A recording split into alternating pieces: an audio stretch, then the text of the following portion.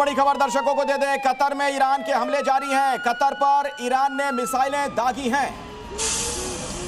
तो मिसाइलें आसमान में दिखाई दी हैं, दर्जनों इंटरसेप्टर विमान। ये बड़ी खबर, आसमान में दर्जनों इंटरसेप्टर विमानें नजर आई और कतर में ईरान के हमले लगातार जारी हैं।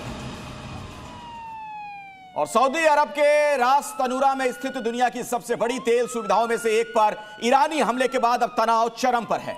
सैटेलाइट तस्वीरों में बड़े पैमाने पर नुकसान दिखाई दे रहा है। सऊदी अरब ने अब ईरान के खिलाफ कड़ी कार्रवाई की चेतावनी दी है।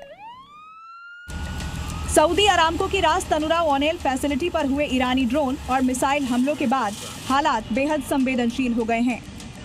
रास तनुरा स्थित इस अहम ऊर्जा केंद्र की सैटेलाइट तस्वीरों में तेल भंडारण टैंकों और प्रोसेसिंग यूनिट्स को भारी नुकसान पहुंचता दिख रहा है। सऊदी अरब ने इसे अपनी संप्रभुता पर सीधा हमला करार देते हुए कहा है कि जवाबी कार्रवाई के सभी विकल्प खुले हैं। ईरान की ओर से इस पर प्रतिक्रिया सामने नहीं आई है, लेकिन मध्य पूर्व में बढ़ते इस तनाव का असर वैश्विक तेल बाजार पर भी पड़ सकता है।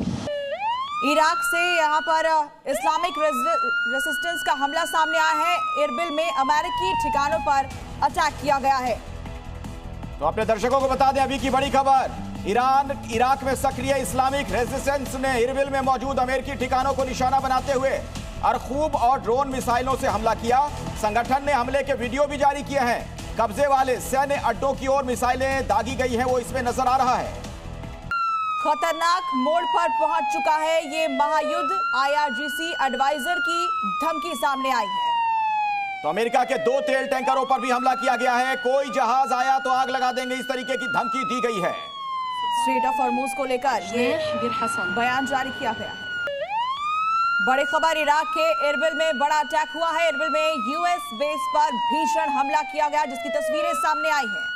इरबिल में ईरान की बमबारी जारी है। अभी की ताजा जानकारी आपको दे दें, इरबिल में ईरान की बमबारी लगातार जारी है। इराक के इरबिल में बड़ा हमला हुआ, उसकी तस्वीर इस वक्त जी न्यूज पर आप देख सकते हैं।